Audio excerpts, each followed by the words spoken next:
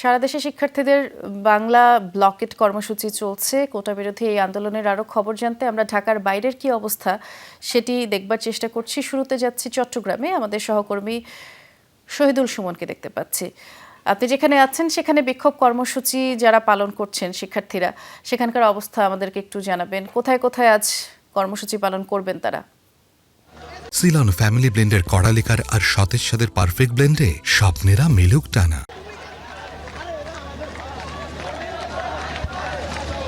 বৃষ্টি সকাল 10টা থেকে দুপুর 1টা পর্যন্ত আমরা দেখেছি আন্দোলনরত শিক্ষার্থীরা তারা দেওয়ানহাট মোড়ে অর্থাৎ দেওয়ানহাটে যে রেল ক্রসিং রয়েছে সেখানে তারা অবস্থান নিয়েছিল। ফলে কিন্তু চট্টগ্রাম থেকে সারা দেশের যে রেল যোগাযোগ সেটি আসলে একেবারে বন্ধ হয়ে যায়। 20 মিনিট হলো আসলে শিক্ষার্থীরা রেলপথের পাশাপাশি সড়ক পথ আসলে অবরোধ করেছেন। তারা নগরীর টাইগার পাস মোড়ে এখানে আসলে 4টি সংযোগ সড়ক রয়েছে, যেই জায়গাটিতে ঘিরে আসলে 4টি সড়কের যানবাহন চলাচল করে।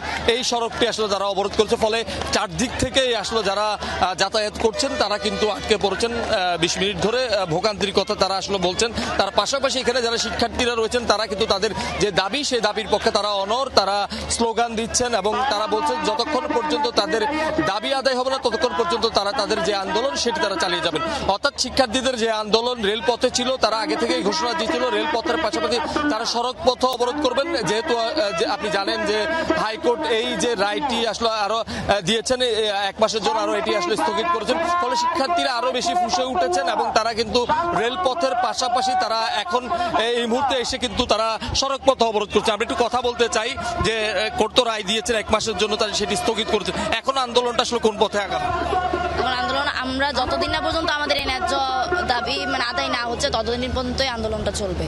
কারণ আমরা ছাত্র সমাজ, আমরা কোনো সহিংসতা চাচ্ছি না। আমরা চাচ্ছি আমাদের যেটা প্রাপ্য অধিকার, যে ন্যায্য দাবিটি, সেটি সরকার আমাদের প্রতি সদয় হয়ে একটু বিবেচনা করে মেনে নিক, এটাই আমরা চাচ্ছি। ধন্যবাদ। আসলে শুনছিলেন যে শিক্ষার্থীরা আসলে বলছেন তাদের যে আন্দোলন কর্মসূচি সেটি অহিংস এবং তারা কিন্তু তাদের যে আন্দোলনটাই তারা শান্তিভাবে আসলে করতে চান।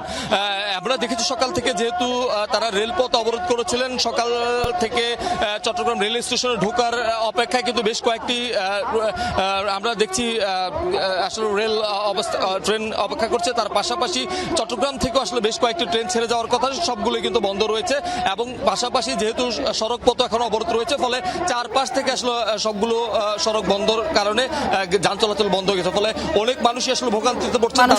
ভোগান্তি পোহাতে হচ্ছে। আপনি বিস্তারিত জানাচ্ছিলেন, ধন্যবাদ জানাচ্ছি। বরিশালে যাচ্ছি, আমাদের সহকর্মী কাউসার হোসেন অনেকক্ষণ যাবত অপেক্ষা করছেন। কাউসার, বরিশালে আসলে কোথায় কোথায় শিক্ষার্থীরা এই অবস্থান কর্মসূচি পালন করছে সেটি জানাবেন। এবং আমরা সারা দেশের চিত্রই দেখাচ্ছিলাম, সড়ক অবরোধের কারণে মানুষের ভোগান্তি বেড়েছে, সেই হিসেবে বরিশালে জনভোগান্তি আসলে কতটা বাড়লো সে বিষয়ে জানতে চাই।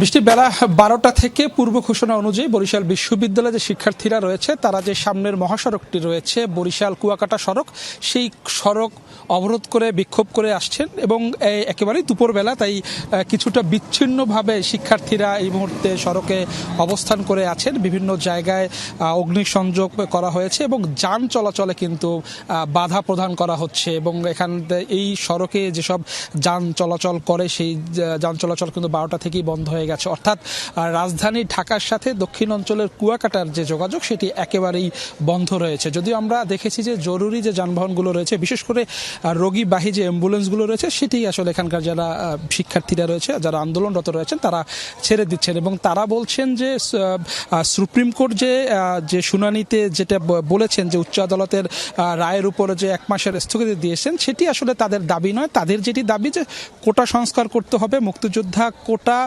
শুধুমাত্র তাদের সন্তানরাই ব্যবহার করতে পারবে, এছাড়া কোনো পোষ্য কোটা থাকবে না। পাশাপাশি বিভিন্ন যে কোটা রয়েছে সেই কোটাগুলো বাতিল করতে হবে এবং তারা বলছেন যে এটি হলো তাদের দাবি যে কোটা সংস্কার করতে হবে এবং তাদের দাবি বাস্তবায়ন না হওয়া পর্যন্ত তারা সড়ক ছেড়ে যাবেন না, তারা আন্দোলনে থাকবেন। এছাড়া আসলে যেসব ধরনের সিদ্ধান্ত নেওয়া হচ্ছে বা যেসব আদালত যে রায় দিচ্ছে সেটি নিয়ে আসলে তাদের তেমন কোনো মাথা ব্যথা নাই। তারা বলছেন কোটা সংস্কার করতে হবে এবং কোটা সংস্কারের মাধ্যমেই শিক্ষার্থীরা ফিরে যাবেন তাদের শ্রেণীকক্ষে এবং তারা বলছেন যে দীর্ঘ বছর যাবৎ এই কোটার মাধ্যমে যারা মেধাবী রয়েছে তাদের সাথে বৈষম্য করা হচ্ছে এবং এই বৈষম্য তারা আর চান না। যারা মেধাবী রয়েছেন মেধার মাধ্যমেই যাতে বিভিন্ন চাকরি ক্ষেত্র থেকে শুরু করে বিভিন্ন বিশ্ববিদ্যালয় বা শিক্ষা প্রতিষ্ঠানে তাদের ভর্তি সবকিছুই তারা মেধার মাধ্যমে করতে চান এবং তারা বলছেন যে কেন্দ্র থেকে যে নির্দেশনা আসবে সেইভাবেই তারা আসলে তাদের যে কর্মসূচিগুলো পালন করবেন। এই মুহূর্তে আসলে তারা মহাসড়ক ছাড়ছেন না। বৃষ্টি শুনছিলাম, ধন্যবাদ কাউসার।